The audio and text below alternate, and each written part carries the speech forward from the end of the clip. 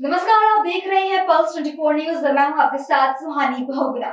आइए रुक करते हैं इस वक्त की बड़ी खबर की ओर। अकोला जिले के बोरगांव पुलिस स्टेशन के वाणी रंभापुर में डॉक्टर पंजाब राव देशमुख कृषि विश्वविद्यालय के दैनिक मजदूरों समेत परियोजना प्रभावित कर्मचारियों ने सड़क को अवरुद्ध कर दिया है, जिसमें उन्होंने अपनी विभिन्न मांगों को लेकर हड़ताल की।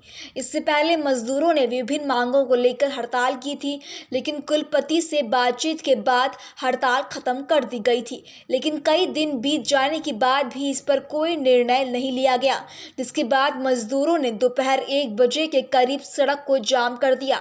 इस विरोध प्रदर्शन में कई महिला मजदूरों ने भी हिस्सा लिया। इस हड़ताल का नेतृत्व रवि राठी ने सड़क को जाम कर किया, जिसके बाद कुछ देर के लिए दोनों तरफ यातायात रोक दिए गए। आपको बता दें कि आज अकोला में राज्यपाल का दौरा है। इसी बीच आंदोलन को खत्म करने के लिए पुलिस को काफी दिक्कतों का सामना करना पड़ा। कई आंदोलनकारी को पुलिस ने हिरासत में लेकर बोरगांव मंजू पुलिस स्टेशन ले गए, जिसके बाद भी आंदोलनकारियों ने पुलिस स्टेशन में भी जमकर नारेबाजी की। मागील अनेक वर्षापासून रोजंदारी मजूर असेल, प्रकल्पग्रस्त मजूर असेल, हे लोक आपली न्याय आणि हक्काची लढाई लढत आहे। मागील 19 तारीखपासून मी अन्नत्याग उपोषण ठेवला होता 4 दिवसाचा। मग कृषी मंत्री साहेबाचा लेटर आला आणि आम्हाला मुंबई भेटायला बोलवलं। आमची बैठक चांगली झाली। त्यांनी आम्हाला आश्वासन दिला की पहिलेच कॅबिनेटमध्ये तुमची जे मागणी आहे ते मान्य करू, पण पहिली कॅबिनेट पूर्ण झाल्यानंतरही आमची मागणीवर कोणत्याही विषयाची चर्चा न झाल्यामुळे आज आम्हाला इथे चक्काजाम रस्ता रोको आंदोलन करण्याचा भाग पडला। आम्हाला हेही चांगलं वाटत नाही, पण काय करता हे सरकार ऐकत नाही। हे गरिबाचे सरकार नाहीच आहे।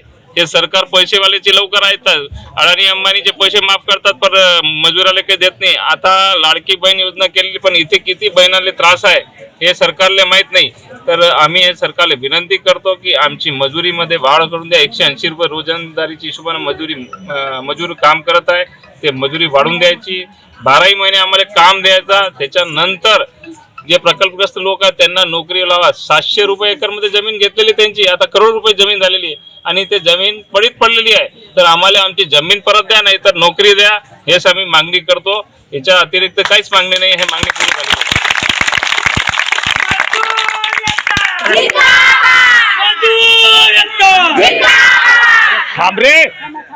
भाऊ, मला एक गोष्ट सांगा, काही महिला इथे जवळपास 40-45 वर्षापासून काम करत आहेत। आतापर्यंत त्यांची परमनंट ऑर्डरही पण निघलेली नाही आणि त्या महिला आतापर्यंत अजूनही संघर्ष करत आहे।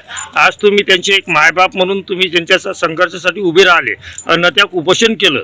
त्या अन्नत्याग उपोषणाचा तुम्ही नेमकं आता याच्यावर काय, म्हणजे जे मागण्या तुमच्या पूर्ण झाल्या याच्यावर तुमचा पुढचा पाऊल काय राहील?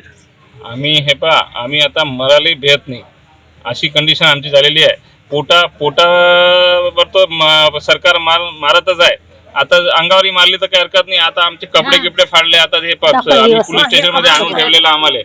तर आम्हाला कोणत्याही प्रकारचा त्रास झाला, हे आम्ही डिझेल अंगाला घ्यायला घाबरत नाही, फाशी लावायला आम्ही घाबरत नाही।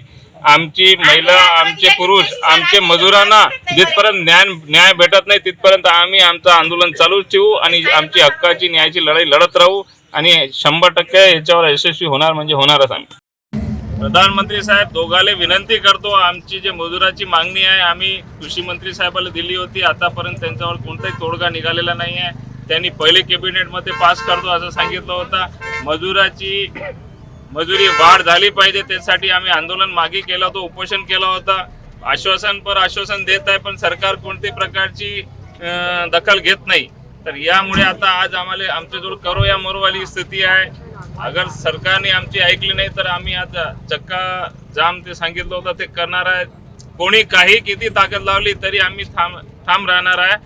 पोलीसवाल्याला विनंती आहे की आम्हाला सहकार्य करा। आमची मागणी काही गैरवाजबी नाही। 180 रुपयात मजुरीमध्ये काही होत नाही। तर कृपया करून सर्व लोकांना विनंती आहे की आम्हाला मदत करा। कारण काय की आता भांडल्याशिवाय सरकार काही देत नाही असं चित्र दिसत आहे आपल्याला। तर आम्ही आज इथे चक्काजाम आंदोलनासाठी आलेलो आहे। पोलीसवाल्याने विनंती केली होती, हे शेतकरी पुत्रच आहे, हे गरिबीतून वरती आलेले आहे, आपल्याला सहकार्य करणार अशी यांना आम्ही विनंती करतो। ये इस वक्त की बड़ी खबर। ऐसी तमाम खबरों के लिए देखते रहें पल्स 24 न्यूज।